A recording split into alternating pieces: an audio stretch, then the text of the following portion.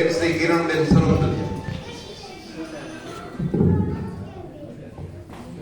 સૌને જય દ્વારકાધીશ, જય જલારામ, જય વીરબેમાં. શ્રી જલારામ સત્સંગ મંડળ ટ્રસ્ટ ખંભાળિયા આયોજિત શ્રી કુંડલિયા પરિવારનું આ સન્માન એક ચોક્કસ સમયે યોગ્ય સમયે થતું સન્માન એ શ્રેષ્ઠ સન્માન છે, એ ઉક્તિને સાર્થક કરે છે. અત્રે કુંડલિયા પરિવાર સાથે હું લગભગ 45 વર્ષથી સંકળાયેલી છું.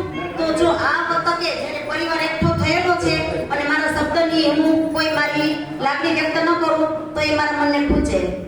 જ્યારે નટુભાઈનું ઓઇલ મિલ હતું ત્યારથી તે દિવસો પણ મને યાદ છે.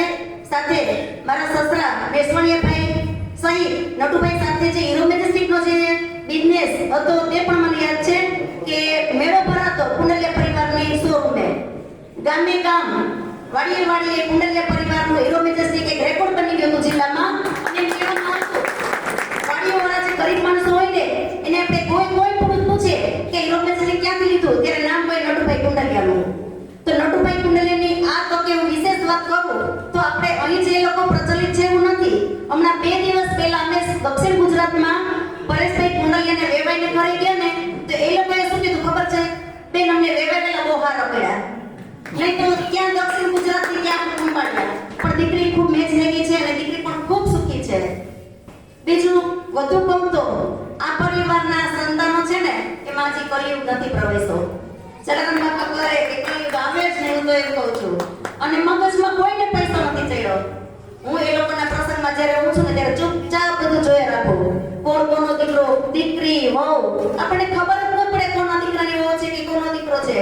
અને ત્રીજી કે ચોથી પેઢી ઘડીએ ઘડીએ આવીને પૂછી જાય, બા તમે જય માં, બા તમને કેમ છે? આ એક ખૂબ કુદરતની દયા કહેવાય, જલારામ બાપાની દયા કહેવાય, તો જ આ શક્ય છે.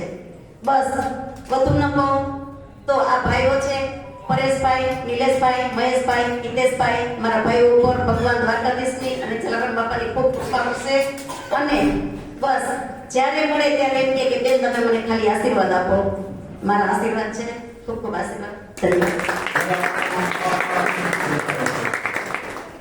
બહુ નજીકથી તમે કિરણબેને પરિવારથી પરિચિત છો એટલે સુંદર તમે વાત કરી, રજૂઆત કરી. આ પ્રસંગે ગંગા સ્વરૂપ બેન શ્રી કંચન